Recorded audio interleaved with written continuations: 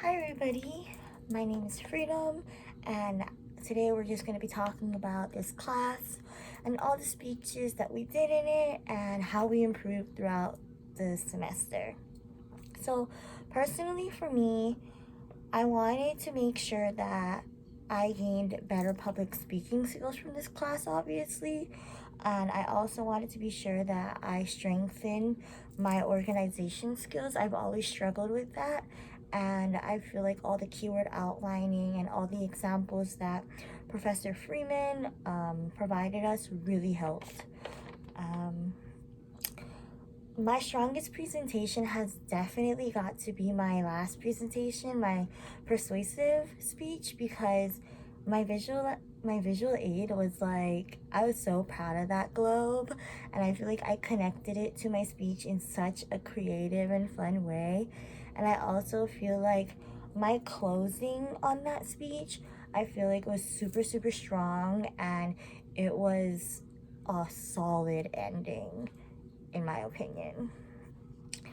The person, after looking at everybody's speeches, I had to say that Marcia's informative speech was really great because not only did she establish her competence right off the bat, so she did establish that she did have a thorough understanding of her topic, which is cataracts and stuff like that, but she also provided her credibility. She established that she has been an ophthalmic surgical technician, and she has sat in on surgery, so she knows what she's talking about.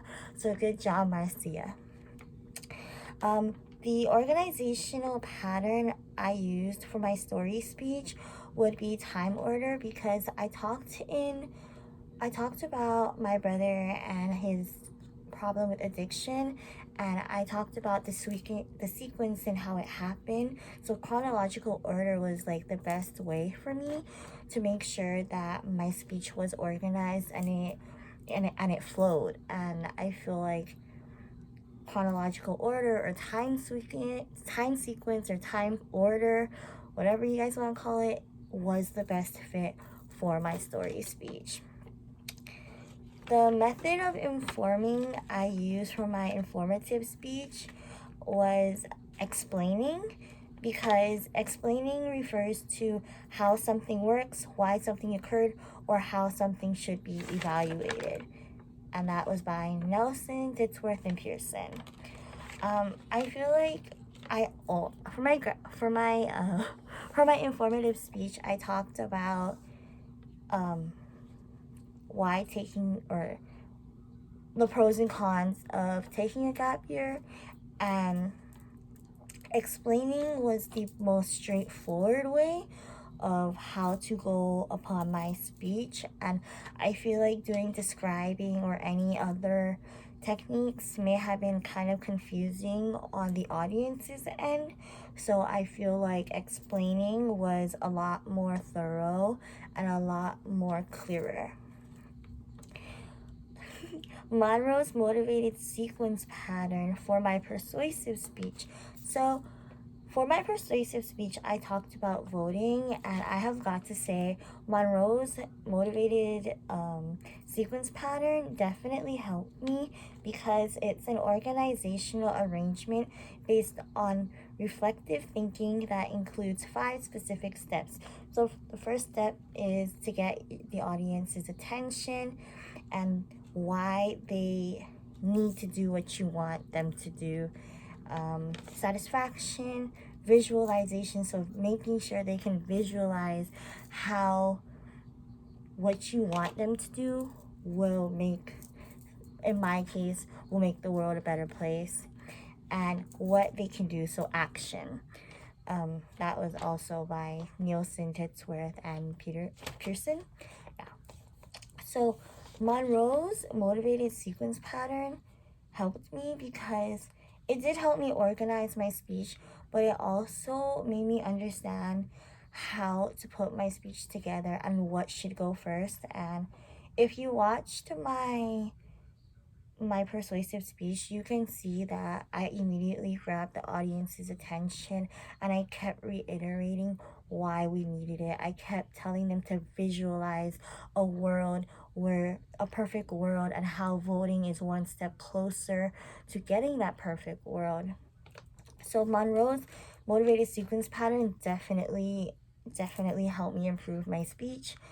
So good job, Monroe.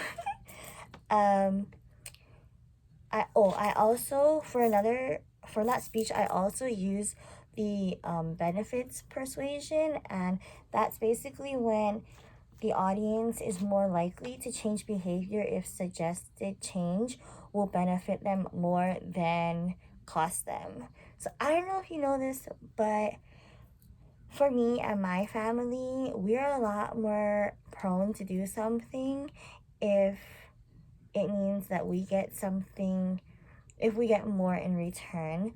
So a lot of my parents right now are pushing me to get a credit card because they know that in the end I will definitely be a lot more ready for life. So even though it'll cost me right now, in the long run I'll have great credit score and all of that.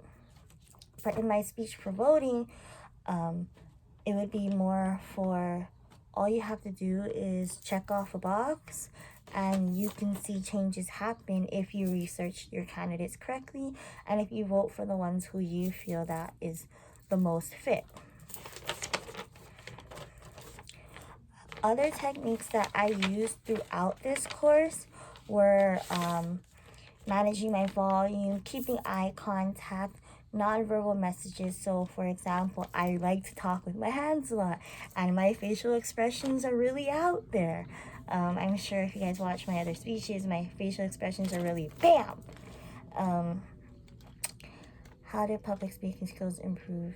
Okay, so public speaking skills I was so poorly at, and like through this class I feel like my organization skills really helped improve my speaking, because I feel a lot more confident in what I'm going to say.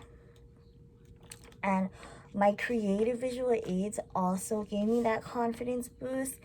So a visual aid is any observable resource to enhance, explain, or supplement my message or presenter's message, and that was also by Nelson, Titsworth, and Pearson.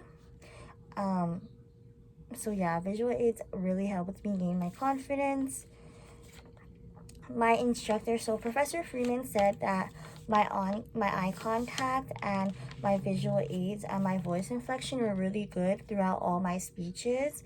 So that was A1 for me. I really wanted to try hard on my eye contact because I'm so shy, and I don't like talking to cameras.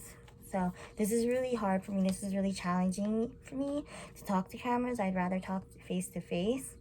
But she also said that I need to improve on making sure that I have a narrative connection to my speeches. So for my informative speech, I felt like I could talk about a gap year, but that was a mistake because I didn't even take a gap year. So I didn't really have that narrative connection to it. So to improve on my next speech, I chose voting, which is something that I do every single day or every single time there's an election.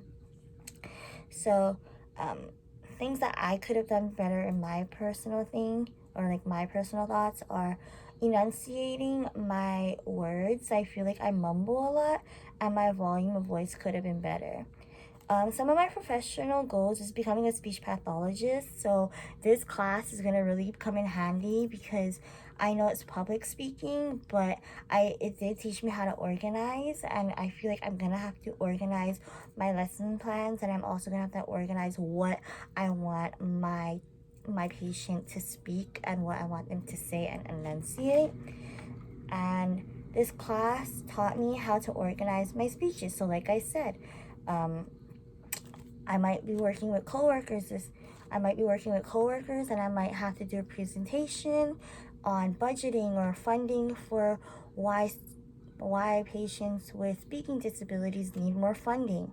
And I feel like this class is super important when I am giving a business presentation. So Happy finals week, everybody, and thank you so much, Professor Freeman.